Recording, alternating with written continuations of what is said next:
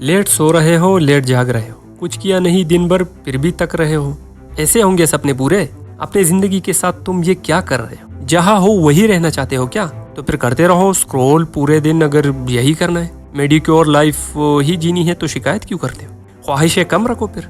अगर मेहनत से डरते हो, ना कुछ नया सीख रहे हो तुम, ना कोशिश कर रहे हो नया करने की, बस जितना आता है उसे पकड़ के बैठ गए। आदत हो गई है क्या कि बस काम चलाओ बाकी देखा जाएगा? हमेशा से बेस्ट बनना था, पर तकना बर्दाश्त नहीं कर सकते। आराम करो पर रुकना नहीं किसी भी कीमत पर। आखिर कितना टालोगे चीजों को? करना तो पड़ेगा। बहुत मजा आ रहा है सोने में, पर फिर भी जागना तो पड़ेगा। तो अपने सपनों के लिए क्या कर रहे हो? होके ढूंढ रहे हो या बना भी रहे हो? एक छोटा सा कदम तुम आगे रखकर तो देखो, फिर देखो कहाँ से कहाँ पहुंच जाते हो। तुम काबिल हो, यकीन करो। बस डीमोटिवेटेड हो, ट्राई तो करो, वो तो ना छोड़ो। हाँ, बीच में सेटबैक्स आते रहते हैं, इंसान को नाकामी महसूस होने लगती है। अगर किसी वीडियो से इंस्पिरेशन ली हो, वो भी फजूल सी लगने लगती है कभी। लेकिन असल में यही वो टाइम होता है जब आपकी मुलाकात कामयाबी से हो जाती है। अगर तो आप पीछे हटकर डर गए, तो कामयाबी भी पीछे ही हटेगी, फिर जाने कब मुलाकात को ही। इसलिए मैं ज्यादातर अपनी वीडियोस में कहता हूँ कि हार को हमेशा अपने करीब रखो, यानी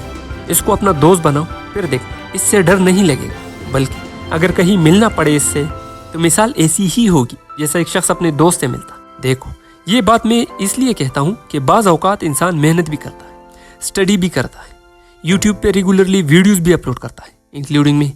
लेकिन वो जो फीडबैक होता है या सिला या पल कह ले, जो उसका आना चाहिए, वो वैसे आता नहीं जैसा एक्सपेक्ट किया होता है। इतना अरसा मेहनत किया लेकिन हासिल कुछ नहीं, कोशिश भी की, स्ट्रगल भी किया, पर सब कुछ ज़ाय हो गया। यहाँ पर मुझे एक शायर के कुछ अशार याद आ रहे हैं। वो कम्युनिस्ट था, हमने उसका नाम भी नहीं लेता। बहरहाल उसका अपना एक इनकलाबी नज़रिया था, तो अपने साथियों को मुखातिब करके कहता है, ये फसल उम्मीदों की हमदम इस बार भी गारत जाएगी।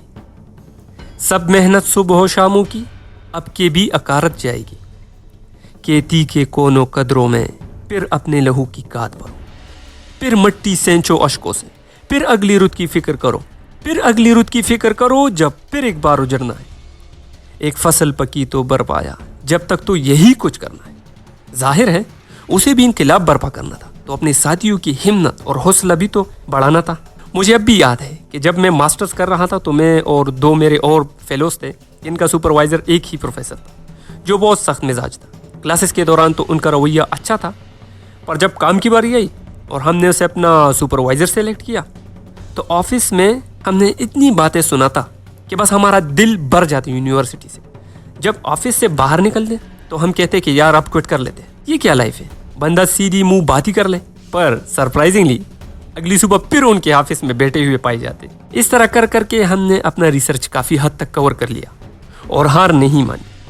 वो जो भी टास्क देता हम एक्सेप्ट करते और कोई सवाल नहीं करते। इस दौरान हम तीनों में से एक किचा किचा सा रहने लगा और एब्सेंटीज भी करने लगा, यहाँ तक कि हॉस्टल आना बंद कर दिया और थीसिस को बीच में अधूरा छोड़कर अपने गांव ज़मीनों में हल चलाने के लिए ट्रैक्टर चलाने लगा, जिसकी वीडियो उसने अपने फेसबुक अकाउंट से शेयर करके ये वाज़ेह कर दिया कि वो अब और नहीं पढ़ेगा।